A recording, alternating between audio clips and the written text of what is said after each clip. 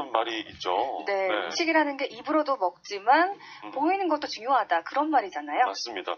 이제는 맛에다가 또 멋까지 더해줘야 이제 선택받는 시대가 되는데요.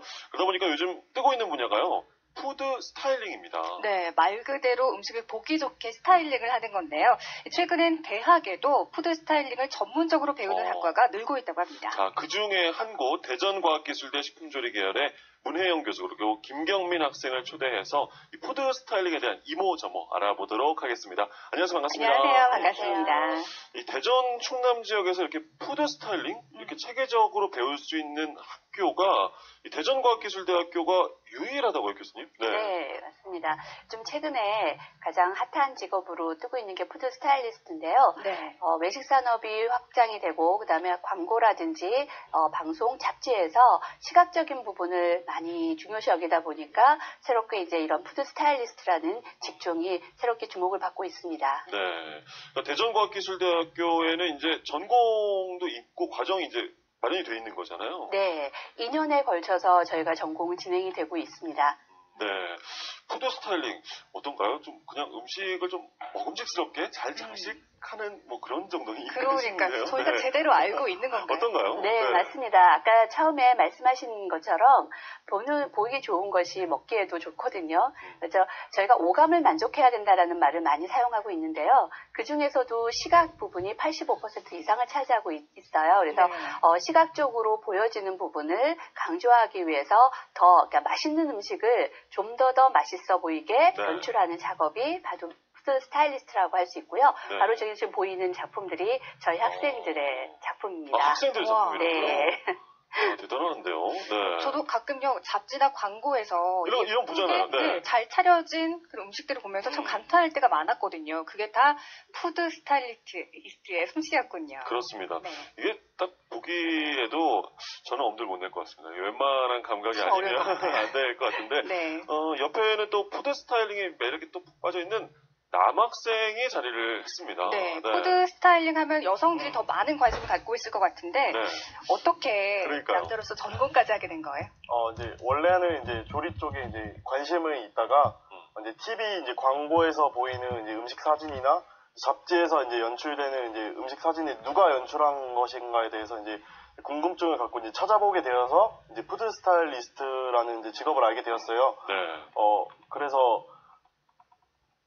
도전하게 되고. 예, 그래서 이제 관심을 갖고 찾아보다가 이제 전국에 이제 몇 개 없는 학과 중에 이제 대전과학기술대학교라는 이제 대학교에 이제 학과가 있는 걸 알고 이제 그쪽으로 진학을 해서 전공을 선택하고 이제 공부하게 되었습니다. 네.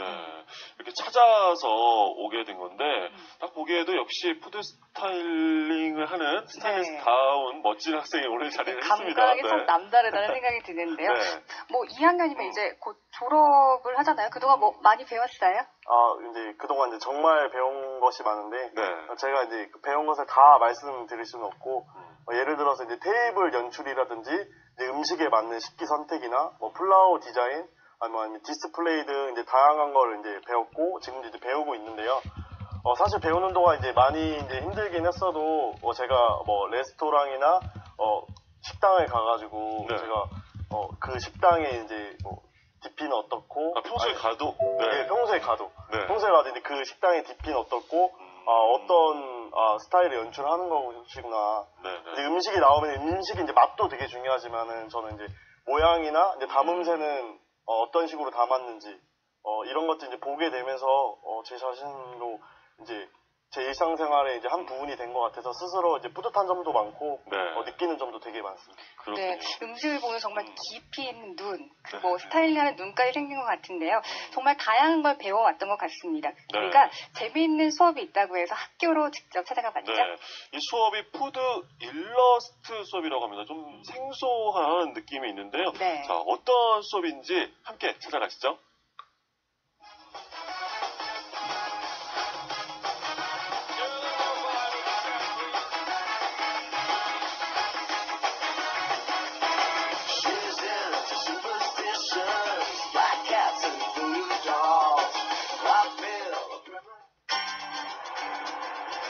학생들이 꿈을 키워가고 있는 대전과학기술대학교.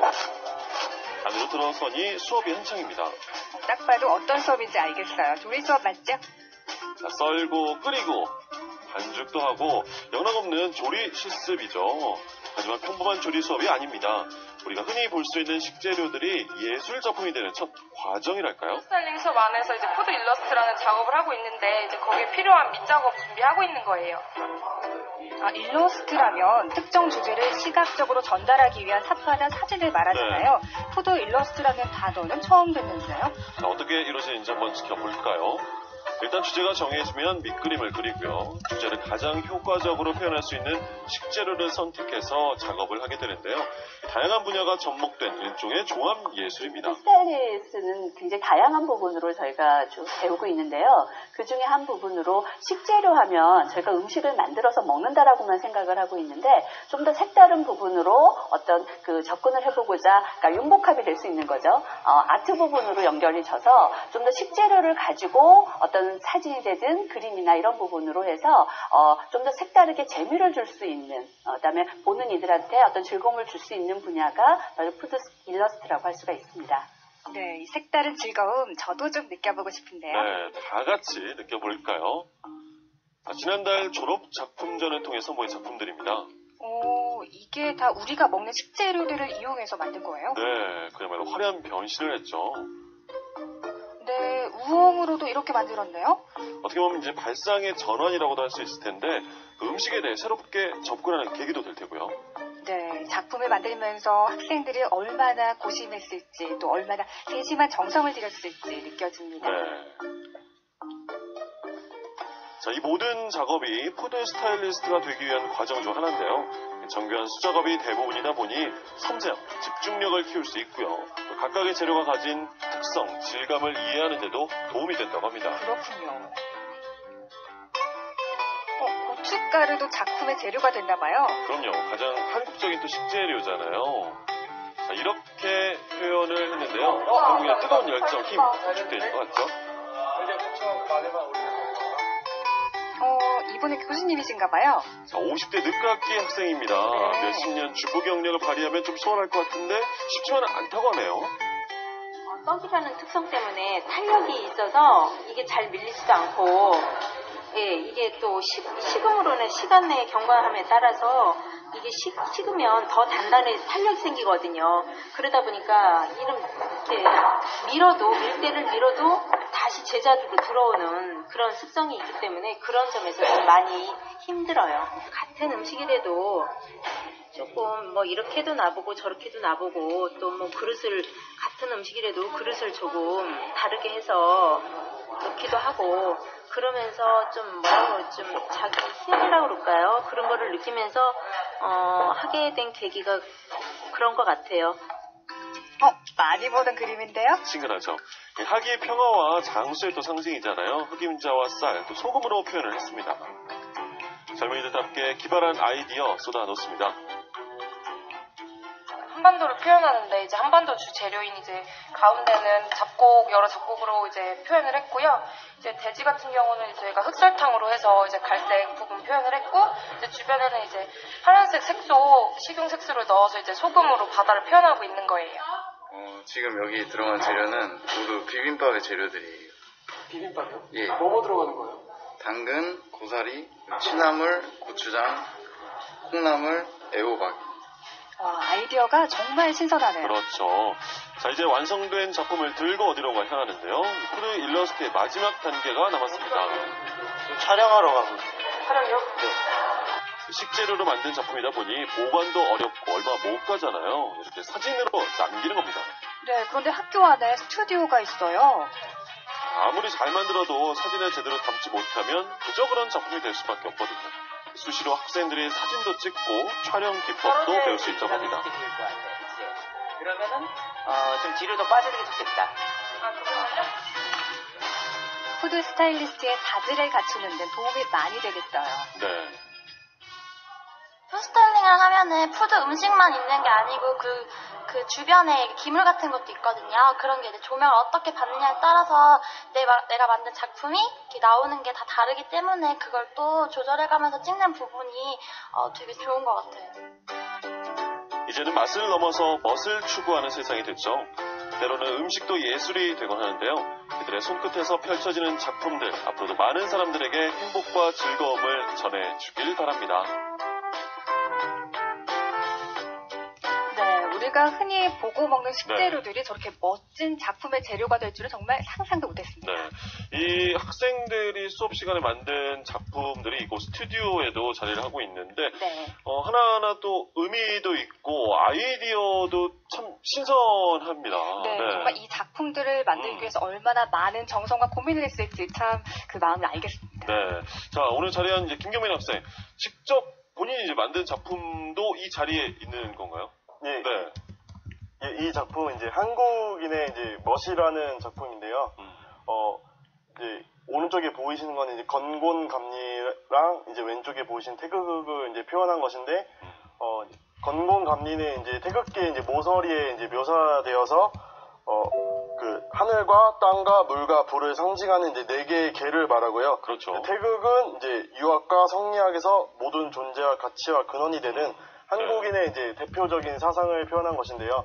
쌀은 이제 한국인의 맛, 그리고 태극은 한국인의 멋을 표현한 작품. 네. 쌀하고 또 어떤 재료들이 있는 건가요? 대부분 이제 쌀 재료를 이용했지만 이제 건곤감리라는 이제 글씨를 좀 잘 보이기 위해 가지고 바탕은 흑설탕을 이용해가지고 한번 꾸며봤어요. 네. 참 멋진 작품을 이렇게 만들어내네요, 정말. 네. 정말 교수님 이 작업들 저희가 감상을 했지만 푸드 스타일링의 기초나 밑거름이 정말 학교에서 많이 배울 수 있겠네요. 네, 푸드 일러스트 작업을 하면서 학생들이 뭐 자료 조사라든지 재료의 성질을 알아본다든지 되게 많은 부분이 도움이 됐지만 특히 이제 굉장히 섬세한 작업이기 때문에 학생들이 섬세한 작업을 할 수 있게끔 되고 또 협동할 수 있는 그런 중요한 과정이었습니다. 네. 오늘 보니까요, 이 푸드 스타일링이 물론 타고난 감각도 있어야겠지만 공부도 노력도 많이 해야 될 것 같습니다. 그렇습니다. 이 푸드 스타일링 전문적으로도 체계적으로 배울 수 있는 대전 충남 지역의 유일한 이 학교가 바로 대전과학기술대학교인데 교수님 언제 함께 자리해 주셨으니까 이 푸드 스타일링을 좀 우리가 알기 쉽게 좀 접근할 수 있도록 좀 연출법을 좀 간단히 좀 소개를 부탁드려도 될까 싶어요. 네, 앞에 다양한 소품들이 진열되어 있는데요. 앞으로 나가서 다시 알아보도록 하겠습니다. 오늘 이제 또 특별히 주부들도 쉽게 따라할 수 있는 이제 푸드 스타일링 연출법을 소개해 주신다고 하니까 더더욱 기대가 됩니다. 색감이 가을 색감이 정말 풍성하게 느껴집니다. 예쁜 식기도 보이고 소품도 보이는데요. 하나씩 소개해 주실까요? 네, 먼저 저희 준비한 거는 집에서 흔히 사용되는 음식을 좀 더 색다르게 분위기 연출하기 위해서 색깔의 보색 조화를 이용해서 그릇에다 담아봤습니다. 그래서 빨간색하고 초록색이 보색이기 때문에 이렇게 보색, 흰색이다가 검정을 사용을 한다든지 그래서 보색 조화를 쓸 수도 있고요. 그다음에 우리가 쉽게 구할 수 있는 이거 허브민 애플민트요. 빨간 오징어 볶음 위에 올려두면 좀 그릇만큼이나 더 보색 효과가 탁월하게 느껴지네요. 좀 더 살아나는 느낌이 나서요. 없는 것보다. 저 더 먹음직스러워 보이고요. 그리고 옆에는요. 젓가락인데 받침이 심상치가 않습니다. 저게 뭔가요? 네, 우리가 그 수저 받침을 많이 사용을 하고 있는데요. 시중에서 판매되는 거를 구입하는 거는 누구나 다 할 수 있는 부분이고요. 좀 더 우리 집 식탁만의 좀 색다른 분위기를 연출해주기 위해서 가정에서 음식하고 남은 이런 홍고추나 청고추를 이용을 해서 수저 받침 만들 수가 있습니다. 네, 다음으로는요.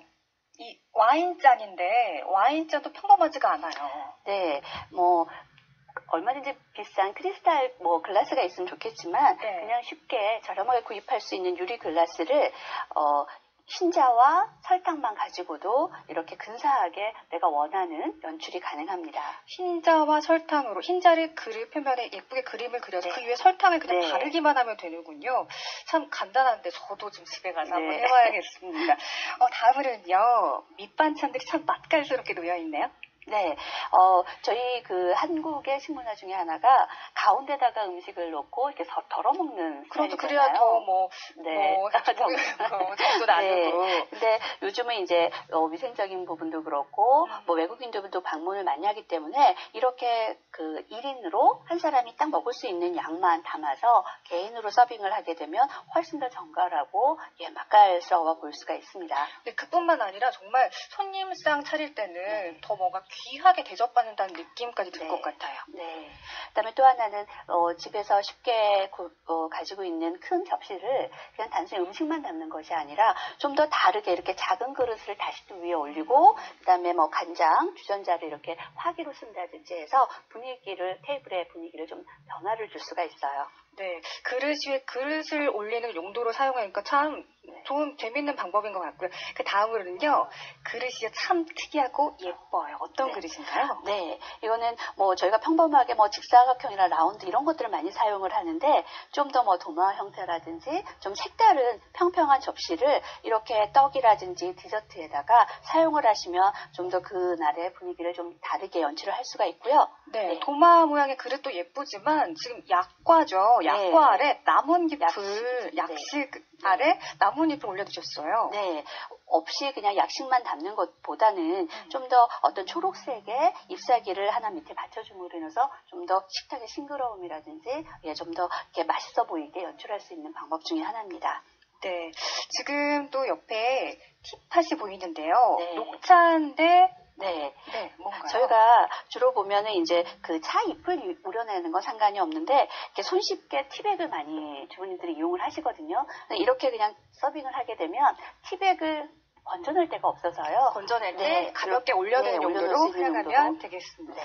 네, 주부라면 집에 손님 오셨을 때 어떻게 차려야 할지 고민이 많으실 텐데 오늘 활용한 방법 보시면서 활용하시면 정말 사랑받는 주부가 되실 것 같습니다. 자리로 이동해서 계속 이야기 나눠보겠습니다. 네, 저도 잘 봤습니다. 이 푸드 스타일링 이렇게 보니까 좀 쉽고 친근하게 우리도 이해가 되는데요.